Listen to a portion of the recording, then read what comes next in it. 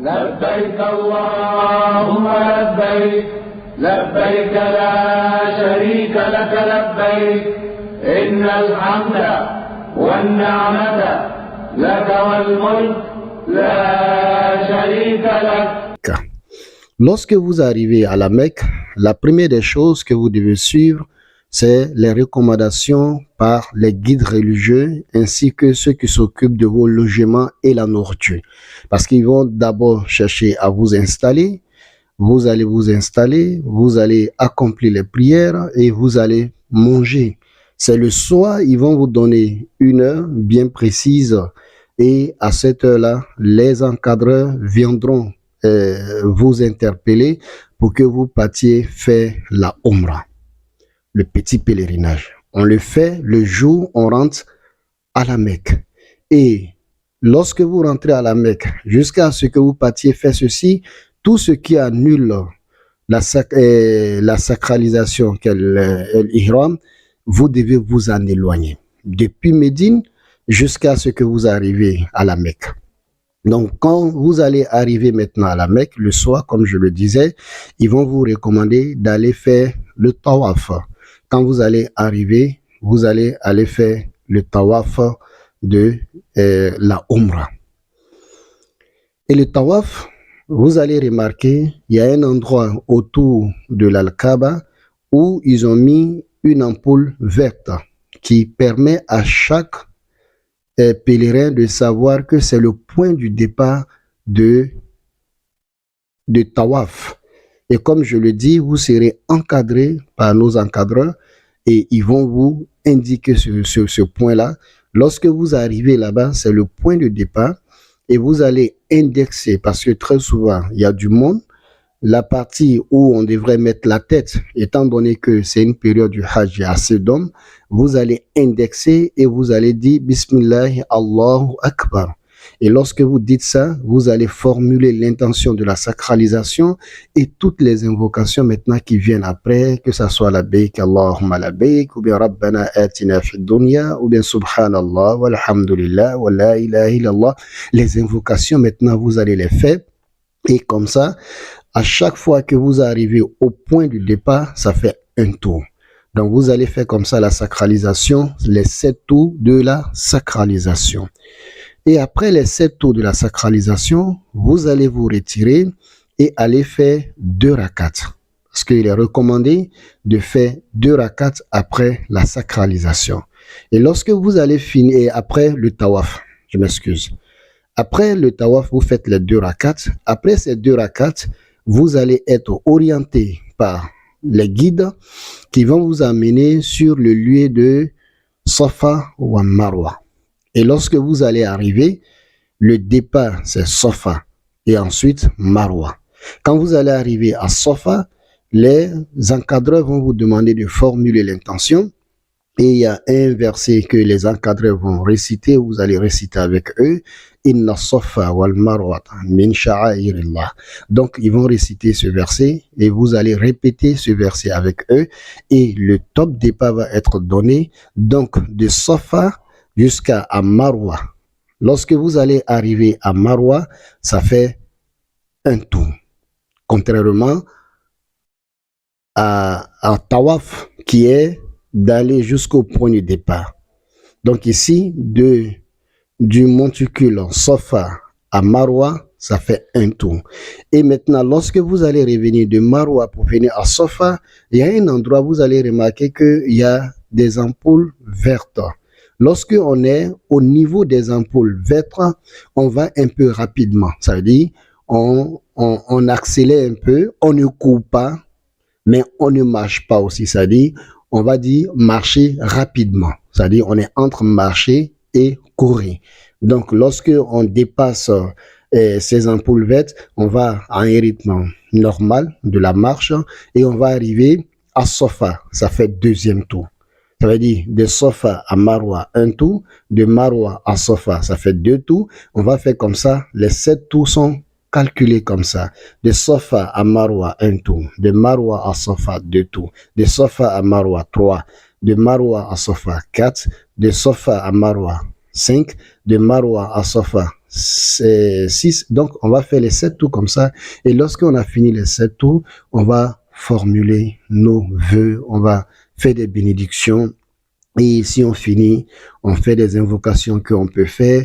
Et à partir de là, comment dirais-je, le petit pèlerinage est terminé. Et lorsqu'on va arriver à l'hôtel, on va diminuer, couper un peu sur nos cheveux. Voilà. Bon, pour les hommes, on peut se raser, il n'y a pas de problème. Mais si on ne se rase pas aussi, il n'y a pas de problème. Il faut couper tout juste un peu. Ou bien, en tout cas, il faut couper un peu sur les cheveux. C'est quand on a fini ça maintenant, on peut se désacraliser. Parce que la Umrah est terminée. On va faire le reste de nos séjours. Ça va dépendre dans quel vol je suis parti. Mais l'étape qui va venir après ça, c'est l'étape du pèlerinage. Mais durant tous ces séjours-là, je peux faire des tawafs comme je veux, à chaque fois que je vais. Mais après cela, le 8e jour du mois du Hajj, nous allons maintenant aller d'abord en Mina. Et là, avant de partir, contrairement à Médine, nous allons d'abord nous purifier à l'hôtel et nous allons nous sacraliser à l'hôtel. Ça veut dire la sacralisation, l'intention du Hajj, c'est déjà à l'hôtel. Et à partir de cet instant, on n'utilise pas le parfum, on n'utilise pas, en tout cas, tout ce qui est paru. On n'utilise rien encore. On ne se parfume pas. On ne se coupe pas les ongles, ni les cheveux, etc.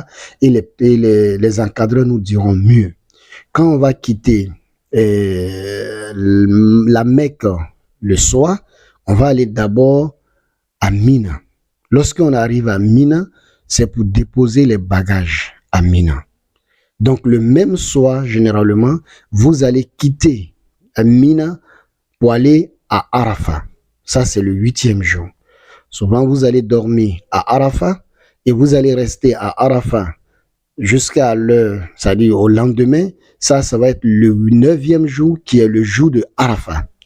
Donc, les haut-parleurs sont partout. On va faire la cérémonie de Arafat, le sermon de Arafat. Nos imams vont diriger ce sermon avec nous. Donc, on va rester là-bas jusqu'à vers la prière de Zuhur. À partir de là-bas, nous allons faire la prière. On va cumuler la prière de Zuhur et celle de Asra. Une fois qu'on a fini ça, dans la soirée, on va commencer à nous diriger vers Muzdalifa. Comme ça, le stationnement de Arafat est terminé. Quand on va à Muzdalifa, c'est pour passer la nuit. On passe la nuit à Muzdalifa. Si tu peux faire des prières, si tu n'es pas trop fatigué, tu peux faire des prières nocturnes, tu peux faire des invocations, etc. Et lorsque vous quittez à Muzdalifa, ça va être le lendemain, qui va être maintenant le 10e jour, à savoir le jour même de la fête de la Tabaski. Après la prière de Soub, vous allez vous orienter maintenant à Mina. Et à Mina, votre orientation à Mina, c'est pour aller faire les lapidations. Et déjà à Muzdalifa, les gens commencent à ramasser des graviers. C'est pas de gros cailloux, des petits graviers. Vous ramassez 70. Et très souvent, pour aller à Mina, on le fait en marche, sauf ceux qui sont très âgés ou bien qui ne sont pas en bonne santé. Donc, ceux-là, on va les transporter en car. Toujours, les encadreurs seront avec nous pour nous orienter sous nos tentes. Donc, lorsqu'on arrive là-bas, la première des choses, on va aller faire la lapidation. La première lapidation, c'est le jour de la fête. Le jour de la fête, on ne fait qu'une seule lapidation. Ça veut dire la lapidation du grand Satan qui est symbolisé. Arrivé là-bas, vous allez voir. Et très souvent, les Arabes prennent les précautions le premier jour de fermer les deux autres et pour que les gens ne se trompent pas. Et ce jour-là, nous allons faire, cette lapidation consiste à lapider 7 cailloux. Donc avec l'intention de se libérer de son Satan, et parce que c'est un rite qui a été fait par Ibrahim alayhi salam, on ne peut pas rentrer dans ces détails, sinon ça va être très long. Si on a fini le premier jour, on va retourner. Et là, généralement, ce qu'on recommande aux pèlerins, on va vous dire, arrivé là-bas, vous pouvez vous désacraliser. Voilà. Donc, des gens se désacralisent ce même jour, mais c'est après la lapidation. Donc, et il y a d'autres, ceux qui connaissent bien, on n'encourage pas, il faut rester dans le cadre de ceux, c'est-à-dire quand on maîtrise pas, il faut suivre, sinon il y a des gens, le même jour, ils vont à la Mecque pour aller faire le tawaf, ainsi que, comment dirais-je, le Safa wa Marwa, et puis ils finissent tout, ils se désacralisent. Qu'Allah nous donne la bonne compréhension. Donc, le plus important, le séjour va commencer. Le lendemain, qui va être le 11e jour, on va, cette fois-ci, on fait 3 lapidations. Et chaque caillou, chaque lapidation, c'est 7 cailloux. On va faire 7 cailloux pour le grand Satan, qui est symbolisé, 7 cailloux pour le petit et pour le moyen, et 7 cailloux pour le petit. Le grand, c'est symbolisé par la lapidation faite par Ibrahim alayhi salam, le moyen par sa femme et le plus petit par son fils Ismaël. Qu'Allah nous donne la bonne compréhension, qu'Allah les agrée tous et qu'Allah leur accorde son salut. Et quand on finit, on va faire les 3 autres jours, ça veut dire quoi? Le premier jour, on a lapidé 7 cailloux. Le deuxième jour, on va lapider 21 cailloux. Ensuite, 21 cailloux. Et ensuite, 21 cailloux enfin. Donc, c'est comme nous avons 4 jours là-bas. Le premier jour, 7 cailloux. Ensuite, les 3 autres jours, c'est 21 cailloux, 21 cailloux. Donc, en total, c'est ce qui va faire les 70 cailloux. Donc, le jour où on va quitter là-bas, quand on arrive à la Mecque, on se sacralise et on va aller faire, comment dirais-je, le tawaf, comme je l'avais déjà dit, ainsi que les 2 rakats après le tawaf. On va aller faire la marche Safa wa Marwa, comme je l'ai déjà indiqué. Et quand on a fini tout ça, alhamdulillah, le pèlerinage est terminé. Quand on rentre à la maison, soit pour les hommes, on se rase, pour les femmes, on prend une petite partie seulement des cheveux, ainsi que les hommes se rasent, les femmes prennent une petite partie, et quand on a fini ça, on se désacralise, on attend maintenant le retour au pays. Et là aussi, vous suivez les guides, non seulement les guides religieux, mais les responsables des bagages, parce que ils vont vous dire tel jour vous allez faire l'embarquement de vos bagages. Donc on va vous donner des valises, vous allez déjà faire vos bagages, et après ça ils vont vous dire le jour où vous devez quitter la Mecque pour Jeddah et pour le retour. Donc ce jour-là, vous allez aller faire, comment dirais-je, le tawaf d'au revoir. Donc, comme je le dis, l'autre, déjà, le pèlerinage est fini, mais l'autre, c'est une tradition. Et lorsque vous partez, vous faites ça et on a terminé tout. Voilà un peu en résumé ce qui se passe durant le Hajj. Qu'Allah nous accorde la bonne compréhension, qu'il nous facilite la bonne pratique. Assalamu alaikum wa rahmatullahi ta'ala wa barakatuh.